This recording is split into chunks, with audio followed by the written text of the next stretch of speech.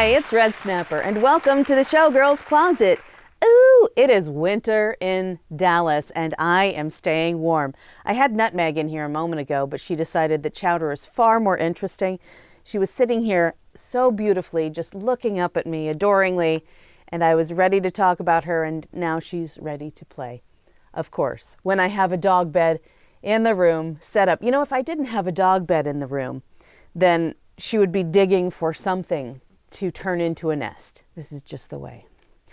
All right, today we're going to talk a little bit about aprons because, I mean, aprons are a great place to start if you are new to sewing, but they're also great if you are an old bird in the sewing world. And I have purchased aprons online for my full reveal on my Patreon. Sometimes I do cooking segments and I like to have a different apron from time to time. And I do have an apron that I've made, but I've tried some other things. Like I have one that I got from Amazon. I thought this apron was really cute. And part of the conceit of my full reveal, it is a full reveal. So I'll ditch the apron and dance around in my birthday suit or most of my birthday suit after I try whatever it is I've cooked. And I have a lot of fun and I'm very silly, but I want to start out with, you know, an apron over anything else I may be wearing. Sometimes I try to get away with just wearing the apron. You can see from the cut of this apron how, I mean, it's super cute. And I got it on Amazon for maybe $12 or $20. It wasn't very expensive. It's cute, right? Double layer. It's really nice. Has a nice little bias tape, satin bias tape edge. Pretty decent fabric. But you can see where this cuts on me. And I am supported in this moment. So if I'm dancing around with nothing underneath the apron, it's not going to work. It becomes, you know, yeah, what is this called? I don't even know. It's a boob thong. A boob thong. It becomes a boob thong. And it is cute, and if I was not endowed, then it might work just fine. I've worn this, but I don't want to buy an apron every time I do one of these, and I do 3 to 4 cooking segment full reveals every year. So I decided I will make my own apron so I can get something in colors that I want, in a size that fits, and something that is cut so that it would work well for me, you know, dancing around the kitchen in my skivvies or less. So let's take a look at that. I want to start with the pattern. This is the Jessie Apron, and I will link to this. I got this on Etsy. I'll link to this in the show description. This is a great pattern for the home sewist. Commercial sewing technique, I took a class about 10 years ago through Craftsy, and that class taught me to group like things. That was the biggest takeaway for me, group like things. So you don't stitch a pocket, then go press the pocket, then go back and stitch a sleeve, and then go press the sleeve. It's like stitch the pocket, stitch the sleeve, take everything that is stitched, press it, then take it back, do the next round of stitching, and work through the process like that. So when I get an envelope pattern or a printed pattern, I look through and I figure, how do I group like things? That's how I can knock out Mr. Snapper's Aloha shirts so quickly. I've made a lot of these shirts, but I have the commercial sewing technique written down on the pattern instructions, like here's the order of construction.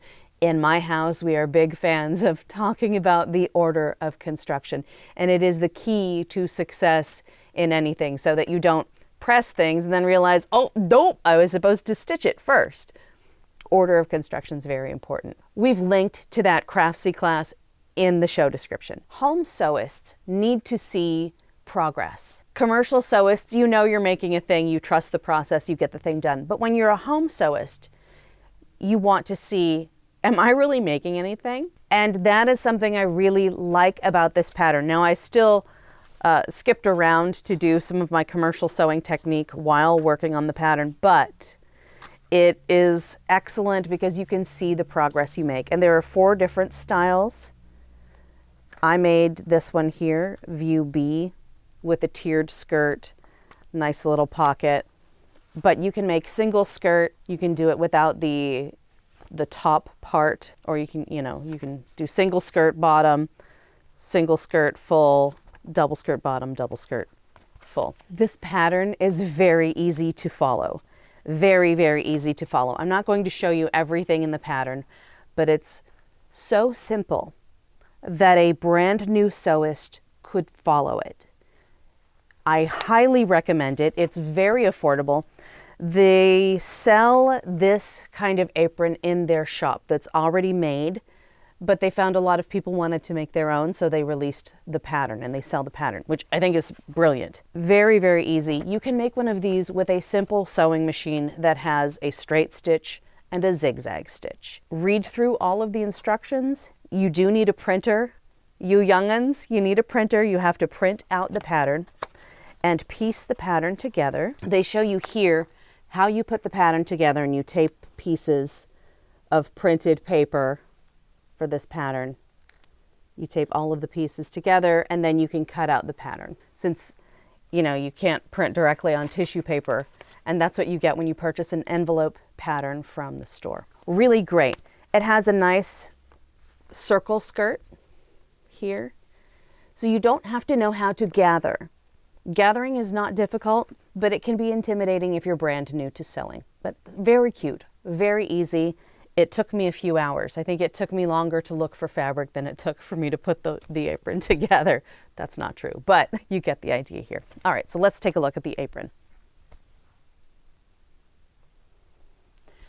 This is the Jessie Apron, and I will put it on in just a moment.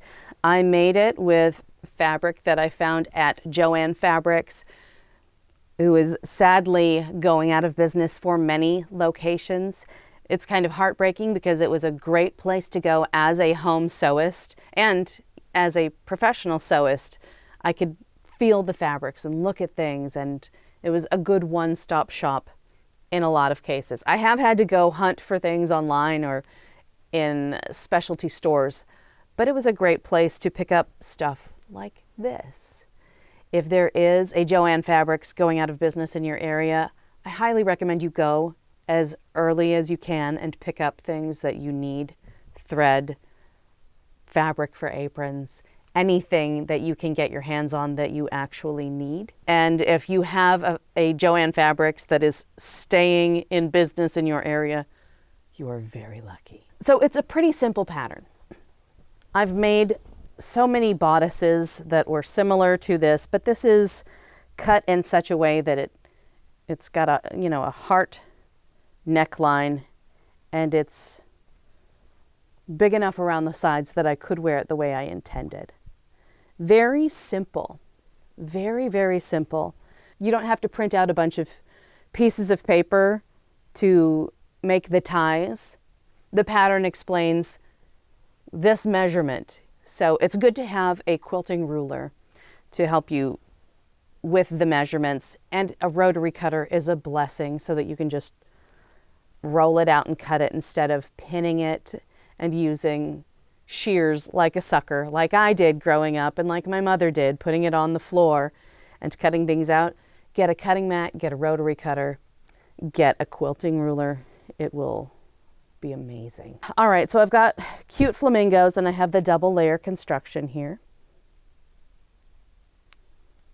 I did serge it. You don't have to serge things. You can do a zigzag stitch on the edge, and then you fold it under to make this nice little hem. Totally fine.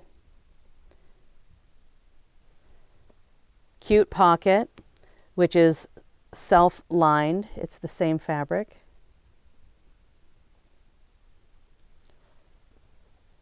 You don't see the underside of this polka dot fabric, which is much lighter. That's not what's inside. You basically make a little flat pillow and stitch it on. And everything is top stitched. Like, you top stitch this down. So it is a feature instead of a drawback of having, you know, this patch pocket. Top stitched at the top. These are top stitched. Top stitching is a really nice way to finish any kind of project and make it look professional. It also tacks things down so that they lie a little flatter, and it adds another layer of security to what you've stitched, locking in that seam allowance just a little bit more in case you're at all rough with the things that you've made. If you accidentally pop one stitch and miss it, that top stitching is going to help hold everything in place. So very cute, cute ties, nice and angled. It was perfect for my needs. Okay, I'm going to put this on. Ta-da! As it is not summertime and I'm wearing a fleece-lined shirt and a t-shirt, you know, I'm layering extra things, so it fits a certain way. Just like trying to put on that UG over pants and underpants, that was really hilarious. So there's extra fabric underneath, but you see how this cuts compared to the other. I think the dogs have the other apron somewhere around here. Thank you, Nutmeg. Okay, so we can look at the front. This has elastic, but come on. The elastic pulls in for the neckline. It doesn't stretch, and it doesn't make this fabric any wider. So you can see, you know, I got a little more space to wrangle things in. But this has the cute little double. This has the cute double. If I wanted, I could edge this with bias tape. I didn't want to. I decided just to top stitch it, and that's all groovy and great. But it's very cute. Pockets in the perfect spot. I don't know that I put anything in this pocket when I was shooting. I thought, oh, I'll put a colorful spatula in here. And I didn't, but making eclairs is messy, messy business, especially all of the toppings and fillings and such. But it's very cute, very, very cute. And it has, I mean, I know I've got like 9 layers of things here, so it doesn't look as flattering as it could. But nice open back.